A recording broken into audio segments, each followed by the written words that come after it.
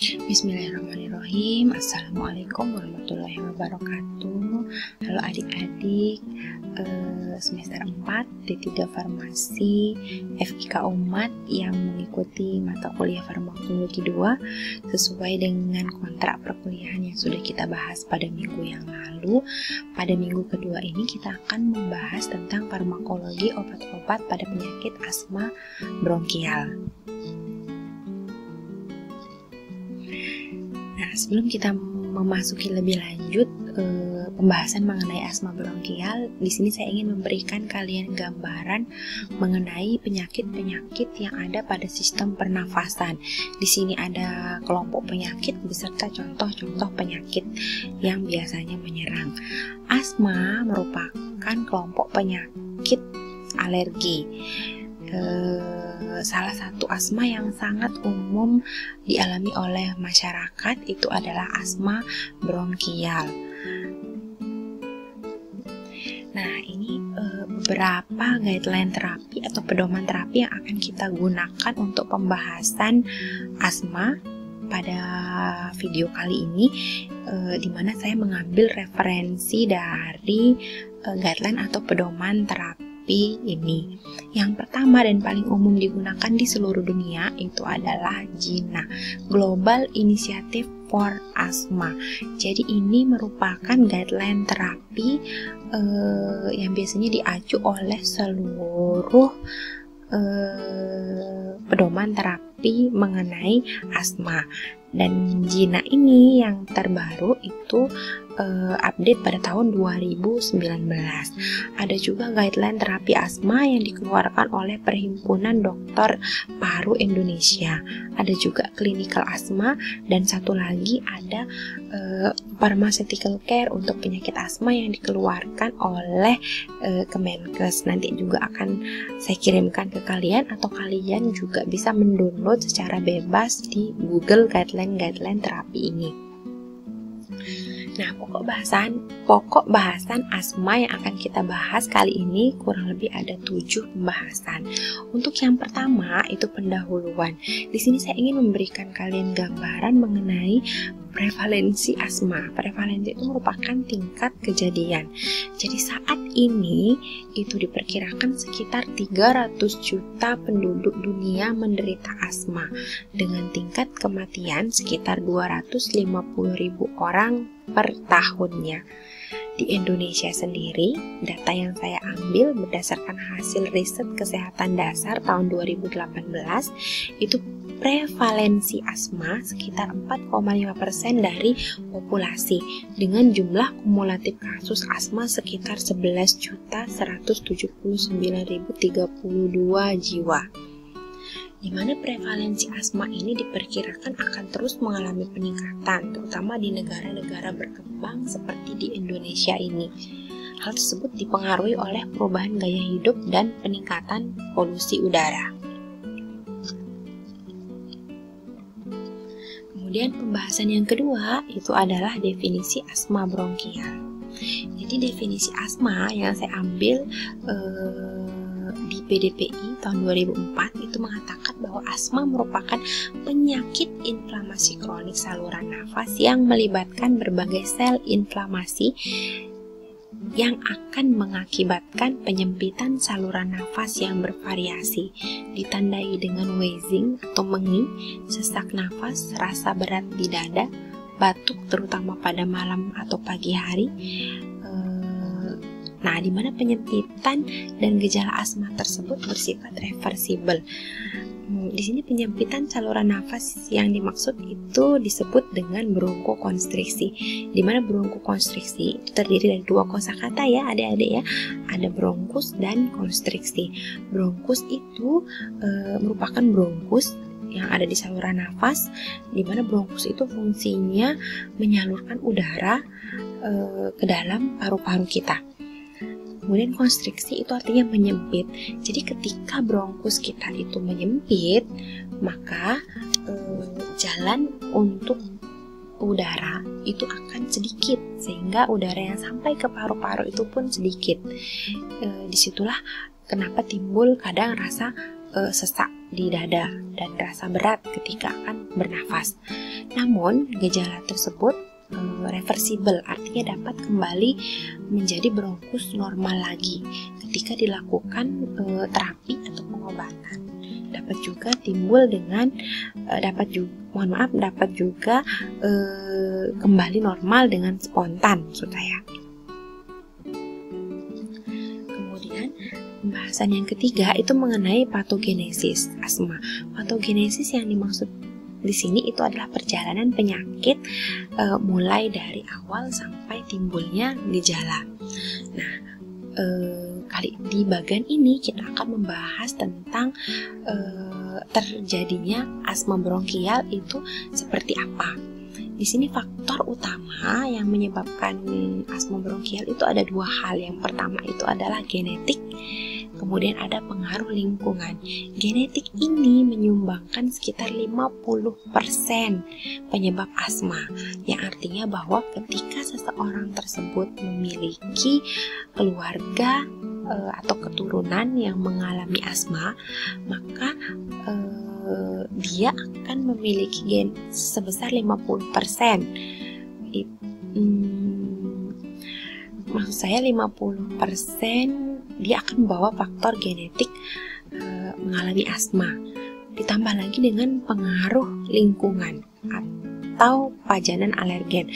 Pajanan alergen di sini yang dimaksud itu biasanya contohnya ya udara dingin, kemudian debu, kemudian ada bunga, kemudian bulu dari hewan, biasanya itu bulu kucing ya.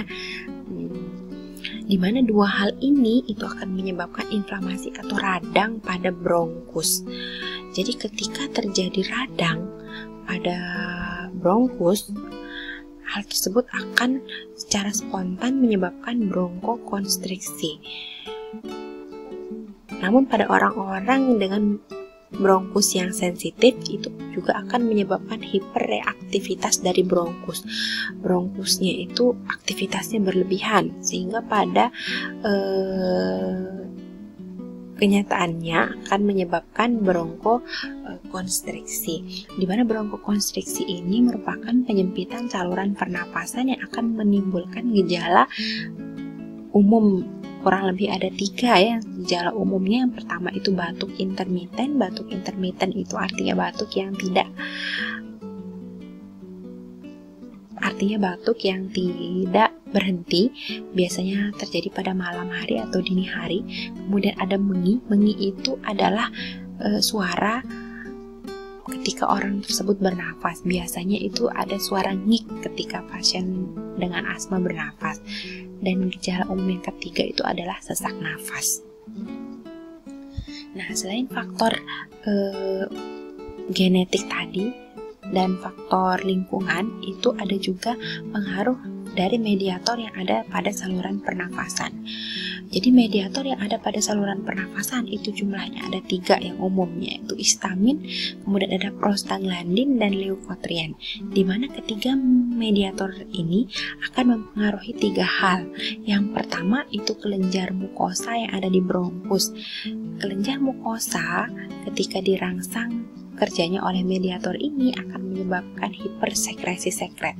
Hipersekresi di sini maksudnya adalah sekresi yang berlebihan dari sekret atau dahak. Hal ini menyebabkan penumpukan dahak. Makanya orang dengan asma itu kadang menderita batuk berdahak ya, karena disebabkan oleh hipersekresi sekret di sini. Kemudian yang kedua itu adalah mukosa saluran pernafasan.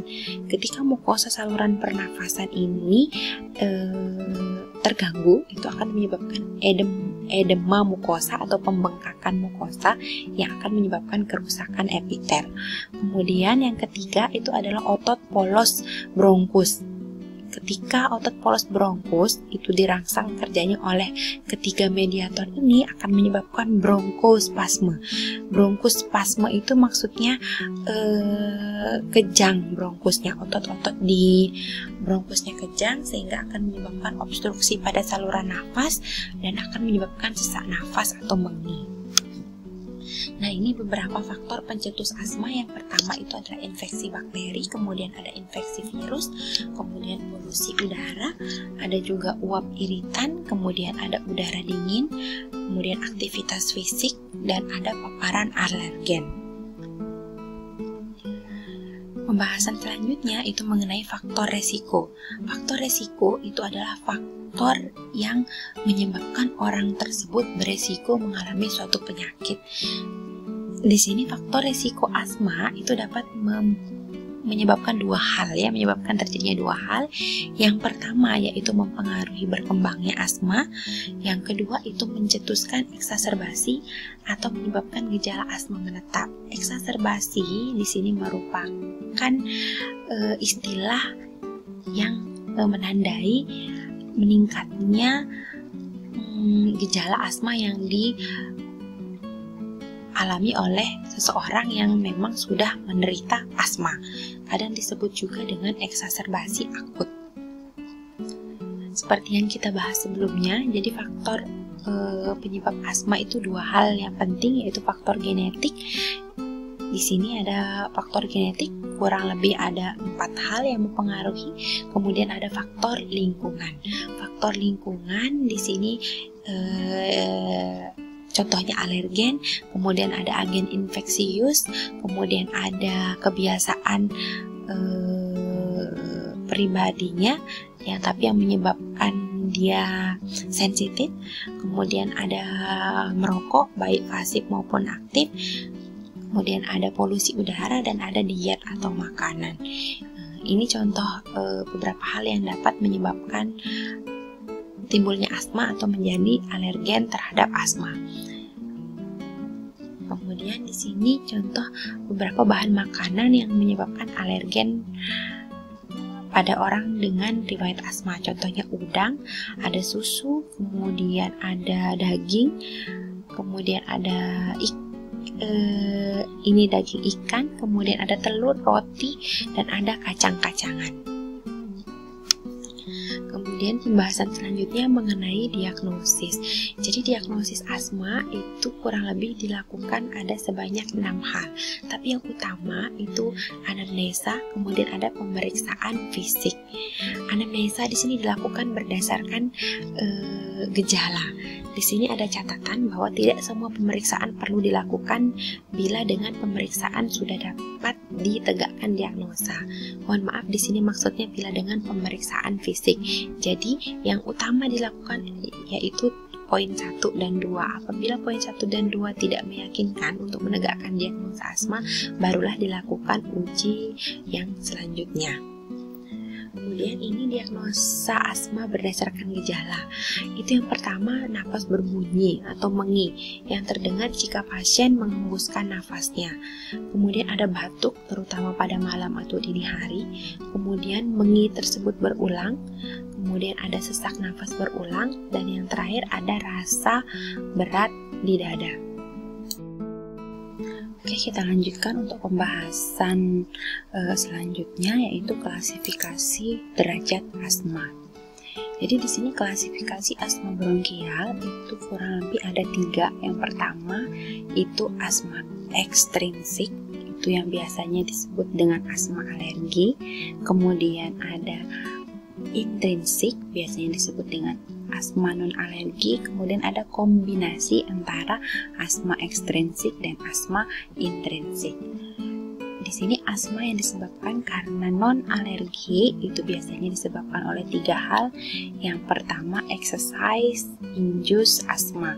Maksudnya di sini itu adalah asma yang diinduksi oleh berolahraga. Kemudian ada obat NSAID. Obat NSAID yang paling umum menyebabkan kekambuhan asma pada orang yang sudah memiliki riwayat asma itu contohnya adalah aspirin. Kemudian di sini ada psikis. Biasanya orang yang sudah memiliki riwayat asma, ketika ada tekanan secara psikis atau psikologis itu maka asmanya akan kambuh. Ini gambaran dari exercise induced asma. Jadi ketika sedang berolahraga itu kalau pada orang yang sudah memiliki riwayat asma itu bisa jadi asmanya akan kambuh. Nah, ini perbedaan antara asma alergi dan non-alergi. Kurang lebih dilihat dari 7 poin. Yang pertama itu timbulnya asma. Untuk asma alergi itu biasanya mulai timbul ketika anak-anak. Namun untuk asma non-alergi biasanya timbul setelah dewasa. Kemudian poin kedua itu keluarga dengan asma. Untuk asma alergi itu ada riwayat keluarga yang memiliki penyakit asma. Untuk asma non alergi itu tidak ada riwayat keluarga dengan asma. Yang ketiga itu alergi pada saat bayi. Pada asma alergi, biasanya orang tersebut sudah mengalami alergi sejak bayi. Namun untuk asma yang non-alergi itu tidak ada alergi sejak bayi. Kemudian penyebab. Untuk poin keempat, penyebab untuk asma alergi itu biasanya penyebabnya house dust mite. Contohnya itu misalnya hewan yang ada di rumah atau hewan peliharaan, bisa juga debu, kemudian tungau yang seperti saya bahas di video sebelumnya. Kemudian untuk asma non alergi itu biasanya disebabkan oleh cuaca dan lingkungan. Contohnya di sini cuaca itu ketika udara dingin, kemudian lingkungan, misalnya lingkungan yang polusinya besar itu bisa memacu timbulnya asma. Kemudian poin kelima itu dilihat dari skin test alergi. Untuk pasien dengan asma alergi itu skin testnya akan menghasilkan hasil positif, kemudian asma non alergi akan negatif. Untuk poin keenam itu kadar IgE, imunoglobulin E di dalam darah. Untuk asma alergi meningkat, kemudian untuk non alergi normal. Kadar IgE ini jadi meningkat karena memang IgE ini berperan dalam proses atau perjalanan alergi atau reaksi hipersensitivitas di dalam tubuh kita. Kemudian poin ketujuh itu riwayat penyakit. Untuk pasien dengan alergi, biasanya pasien ini sudah memiliki riwayat rinitis alergi. Kemudian yang non alergi tidak ada hubungan dengan penyakit, tapi lebih banyak hubungan dengan pekerjaan orang tersebut. Nah, ini klasifikasi derajat asma yang saya ambil dari PDPI 2004. Itu asma diklasifikasikan menjadi 4. Yang pertama intermiten, kemudian persisten ringan, ada persisten sedang, dan persisten berat. Ini klasifikasi asma itu dilihat dari 6 poin. Poin pertama gejala, kemudian serangan, gejala pada malam, nilai APE, arus puncak ekspirasi, kemudian FEV, nilai ekspirasi paksa, kemudian APE variabel. Nah, untuk nilai APE, FEV ini didapat dari hasil tes spirometri atau uji faal paru dengan menggunakan spirometer. Di sini kita akan melihat dari 3 poin di atas. Yang pertama gejala, kemudian serangan, dan gejala malam. Untuk asma dengan klasifikasi intermiten, gejalanya biasanya terjadi kurang dari 1 kali per minggu. Kemudian persisten ringan itu lebih dari 1 kali per minggu. Kemudian persisten sedang itu tiap hari muncul gejala. Dan persisten berat itu gejalanya terjadi secara terus-menerus. Kemudian kita lihat dari poin serangan. Untuk asma intermiten, serangannya hanya singkat dan ringan. Biasanya dengan beristirahat itu dapat pulih kembali. Untuk persisten ringan itu aktivitas dan tidurnya sudah terganggu.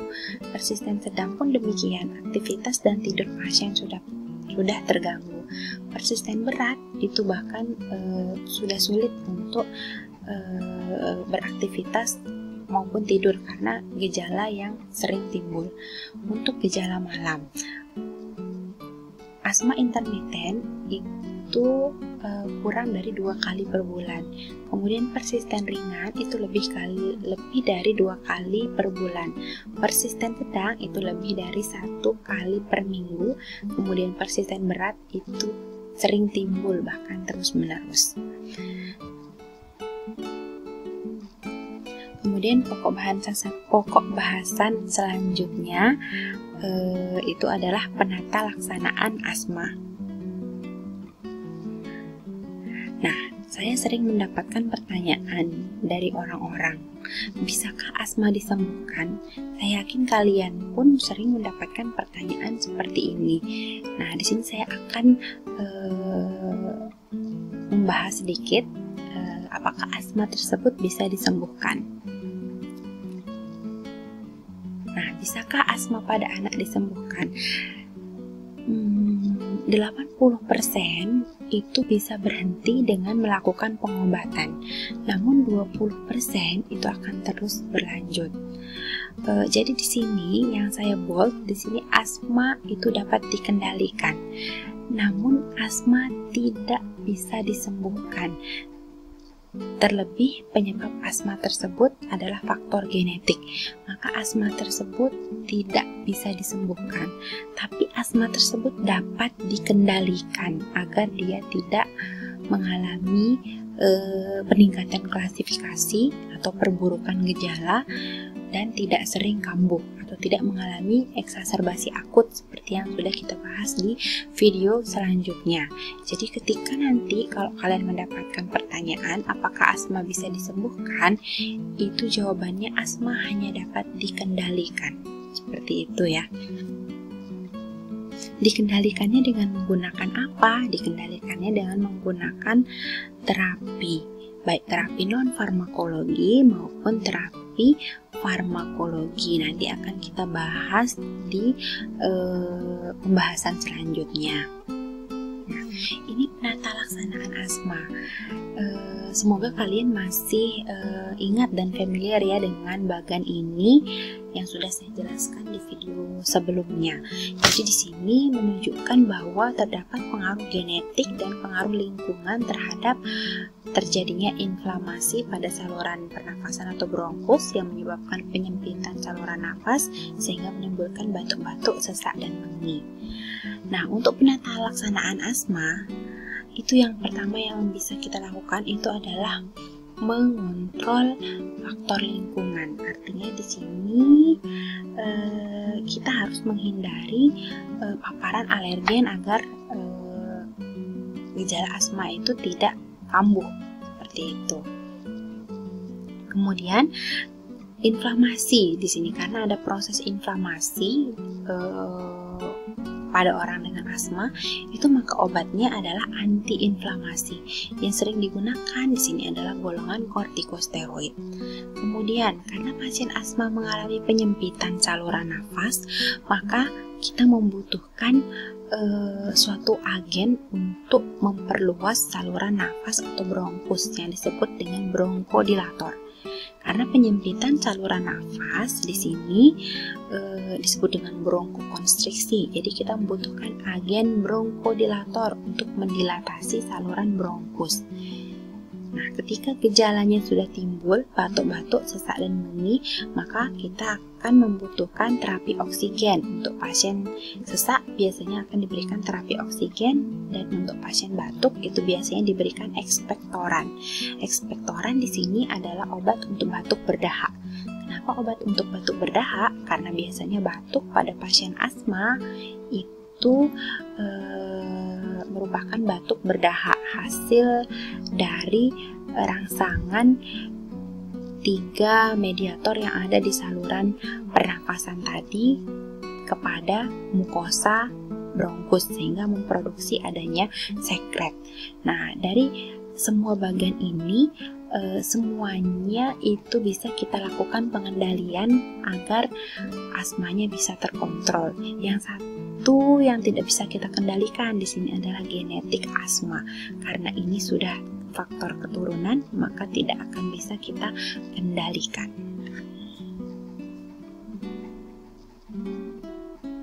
Nah, ini salah satu contoh bronkodilator yang sering digunakan, yaitu yang berbentuk inhalasi, sediaan aerosol ya. Semoga kalian sudah familiar terhadap sediaan ini. Nah, tujuan penata laksanaan asma di sini sebenarnya ada dua hal, yaitu menghilangkan dan mengendalikan gejala asma dan membuat asma tersebut menjadi terkontrol. Nah, apa yang dimaksud dengan asma terkontrol? Asma terkontrol itu seperti apa sih? Dan pada kondisi bagaimana sih asma seseorang tersebut dibilang terkontrol? Ya, ini dia.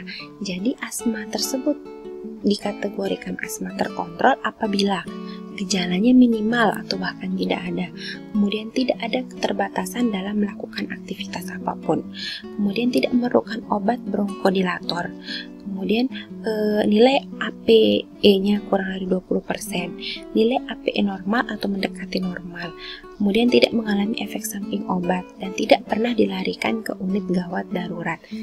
Bagaimana melakukan penilaian terkontrolnya asma dalam praktek sehari-hari?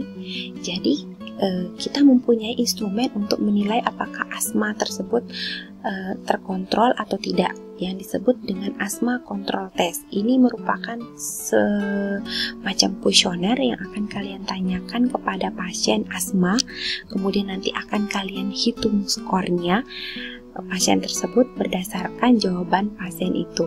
Di sini ada 5 pertanyaan yang harus kalian isi atau yang harus diisi oleh pasien, yang kemudian akan kalian olah sehingga kalian mendapatkan nilai dari kontrol asma pasien tersebut. Di sini nilainya. Ketika nilai pasien tersebut 25, maka pasien tersebut pencapaiannya adalah total kontrol. Kemudian ketika skornya 20 sampai 24 itu statusnya on target, artinya asma terkontrol baik tapi belum mencapai total kontrol.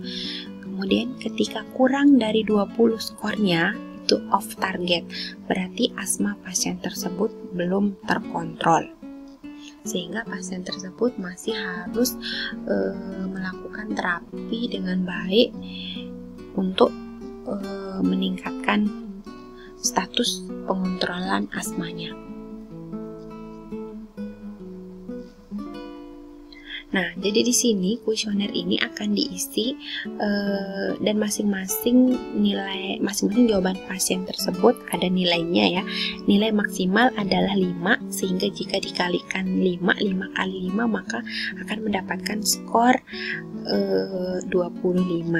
Jadi asma control test ini juga kedepannya itu dapat kalian gunakan untuk penelitian apabila ada yang tertarik untuk meneliti tingkat pengontrolan asma pada pasien asma. Itu kuesioner yang dianjurkan itu adalah kuesioner ACT ini atau asma control test.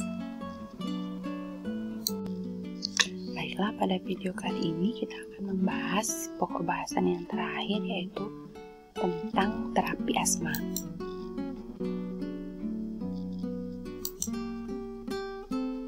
Jadi terapi asma sama seperti terapi penyakit-penyakit pada umumnya yang digolongkan menjadi 2, yaitu terapi non-farmakologi tanpa menggunakan obat dan terapi farmakologi. Nah, untuk terapi non-farmakologi itu akan dilakukan lifestyle modification atau modifikasi gaya hidup seperti tidur yang cukup, kemudian mengontrol berat badan, mengkonsumsi buah dan sayur atau gizi seimbang, kemudian menghentikan merokok karena merokok merupakan salah satu faktor pencetus asma, tidak mengkonsumsi kafein baik yang ada dalam teh atau kopi, dan tidak mengkonsumsi alkohol. Nah, selain itu kita juga dapat melakukan edukasi kepada pasien dan keluarga pasien. Berikut adalah beberapa media edukasi yang dapat kita lakukan kepada pasien ataupun keluarga pasien. Kemudian kita lanjutkan untuk terapi farmakologi asma. Jadi di sini ada beberapa dasar terapi farmakologi untuk asma. Yang pertama, di mana asma itu merupakan suatu proses bronkospasme atau bronkodilatasi maka terapinya kita membutuhkan bronkodilator. Fungsinya bronkodilator di sini adalah untuk mendilatasi bronkus sehingga udara tersebut bisa masuk melalui bronkus ke paru-paru. Di sini bronkodilator yang kita gunakan itu ada 3 jenis. Yang pertama namanya beta 2 agonis, kemudian yang kedua namanya antikolinergik, dan yang ketiga namanya metilsantin. Kemudian untuk terapi yang kedua, karena asma itu merupakan suatu proses inflamasi, maka terapinya kita membutuhkan suatu antiinflamasi. Di sini yang biasa digunakan itu adalah kortikosteroid, baik yang inhalasi maupun yang oral, ataupun yang injeksi.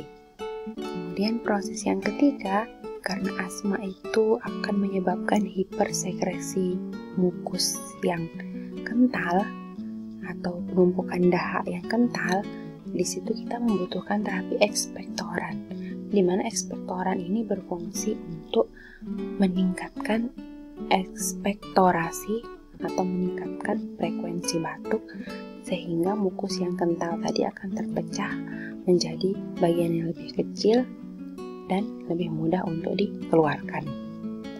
Kemudian yang keempat, mediator yang paling berperan dalam proses terjadinya asma itu adalah leukotrien. Sehingga di situ terapinya kita membutuhkan anti leukotrien untuk melawan atau untuk menghambat kerja mediator tersebut. Nah, jadi ini obat asma itu digolongkan secara umum menjadi 2. Yang pertama controller, yang kedua reliever. Nah, untuk controller ini gunanya untuk mengontrol penyakit dan mencegah serangan asma. Biasanya yang digunakan di sini adalah antiinflamasi. Karena asma merupakan suatu proses inflamasi atau radang, maka untuk mencegah terjadinya serangan asma, kita membutuhkan suatu antiinflamasi. Kemudian yang kedua, reliever, itu gunanya untuk mengatasi saat serangan atau mengatasi eksaserbasi. Dimana untuk reliever itu biasanya kita membutuhkan bronkodilator seperti yang tadi saya jelaskan. Jenisnya ada 3 untuk bronkodilator, yaitu beta 2 agonis, kemudian metilsantin dan antikolinergik. Ini obat-obatnya akan kita bahas di slide selanjutnya. Ya, ini yang obat-obat untuk controller asma. Yang pertama itu contohnya glukokortikosteroid, ya, baik yang dalam bentuk inhalasi maupun sistemik. Ini contohnya ada beclomethasone, budesonide, dan fluticasone. Kemudian yang kedua itu leukotriene modifier, contohnya montelukast, gavelukast, dan zileuton. Kemudian yang ketiga di sini ada long acting beta 2 agonis, baik yang inhalasi maupun oral, yang kadang disebut dengan LABA. Ini singkatan yang familiar kita gunakan untuk menyebut long acting beta 2 agonis, contohnya salmeterol dan formoterol. Kemudian ada metilsantin, di situ contohnya aminofilin dan theophylline. Kemudian ada cromolyn sodium, dan terakhir ada imunomodulator atau anti-immunoglobulin E, contohnya omalizumab. Kemudian untuk reliever medication-nya itu kurang lebih ada 4. Yang pertama itu short acting beta 2 agonis atau SABA, contohnya salbutamol dan terbutalin. Kemudian ada systemic glukokortikosteroid. Yang ketiga ada antikolinergik, contohnya ipratropium bromida dan tiotropium bromida. Yang terakhir contohnya metilsantin, aminofilin, dan theophylline. Sedikit saya menjelaskan kepada kalian bahwa beta 2 agonis ini memiliki 2 jenis. Yang pertama SABA, short acting atau kerja cepat. Yang kedua tadi LABA, yang long acting. Jadi memang short acting ini digunakan untuk pada saat serangan asma itu terjadi, karena kerjanya cepat sehingga dia dapat cepat mengurangi gejala asma. Kemudian untuk long acting ini dia kerjanya lambat, sehingga dia itu digunakan untuk mengontrol. Dia tidak bisa berguna untuk menurunkan secara cepat gejala asma, tapi dia bisa berguna untuk mengontrol agar asma itu tidak sampai eksaserbasi atau tidak menyebabkan serangan seperti itu. Nah, ini yang untuk beta 2 agonis. Jadi beta 2 agonis itu bekerja di otot polos. Contohnya otot polos bronkus, pembuluh darah, saluran cerna, dan saluran kemih atau kelamin. Jadi beta 2 itu merupakan suatu keluarga dari reseptor adrenergik. Tapi di sini kita kita spesifik akan membahas tentang beta 2 karena itu yang berhubungan dengan asma. Jadi beta 2 agonis itu dapat berfungsi untuk bronkodilator pada bronkus tentunya. Selain itu dia juga berfungsi untuk peningkatan clearance mukosiliar. Kemudian dia dapat menstabilisasi sel mas dan menstimulasi otot skelet. Nah, di mana beta 2 agonis itu merupakan obat jenis bronkodilator yang paling efektif dengan efek samping yang minimal pada terapi asma seperti itu.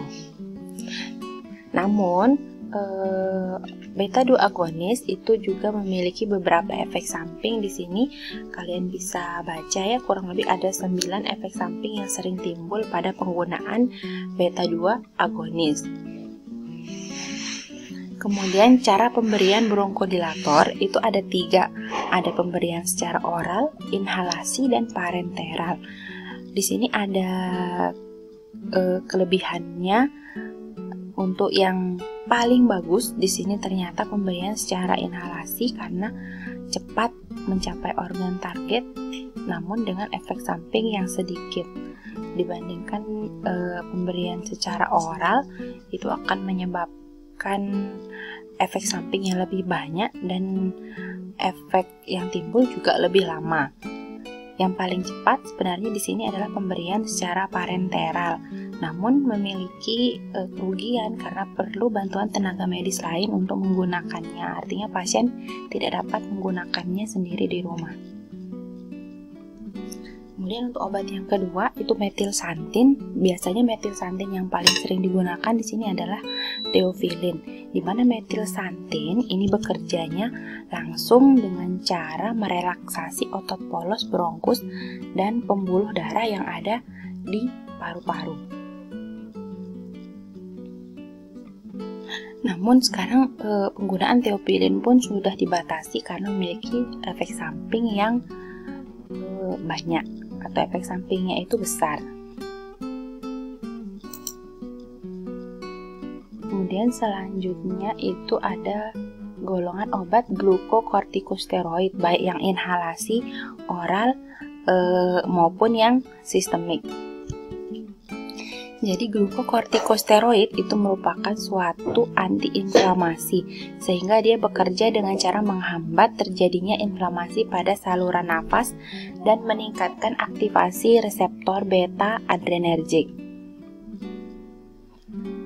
Obat selanjutnya itu adalah antikolinergik. Di sini jenis yang utama ada 2, yaitu ipratropium bromida dan tiotropium bromida. Jadi antikolinergik itu bekerja dengan cara menghambat refleks vagal dengan cara mengantagonis kerja asetilkolin.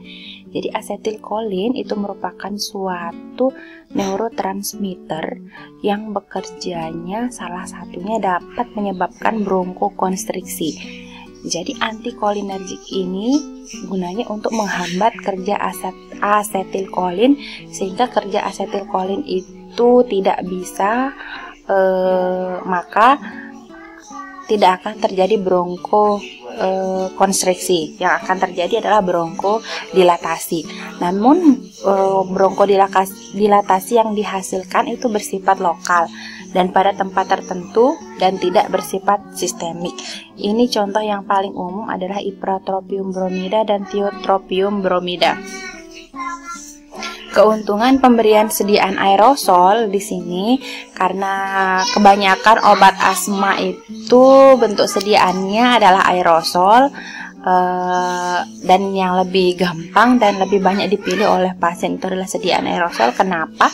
Karena satu, dosisnya lebih rendah, kemudian onsetnya lebih cepat, kemudian penghantaran obat tertarget pada sistem pernafasan, artinya spesifik langsung masuk kepada sistem pernafasan. Kemudian yang keempat adalah efek samping yang minimal. Ini contoh obat asma inhaler.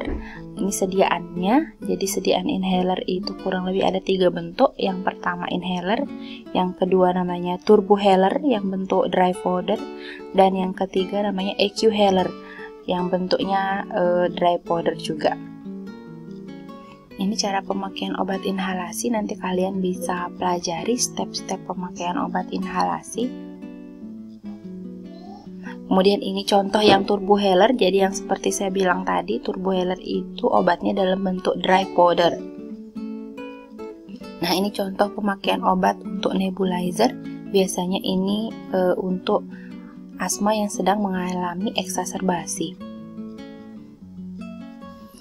Nah, bagaimana bila asma seseorang itu telah terkontrol? Aturannya, yang pertama, jika sudah terkontrol 3 bulan, maka dosisnya atau dosis obatnya harus diturunkan dengan perlahan.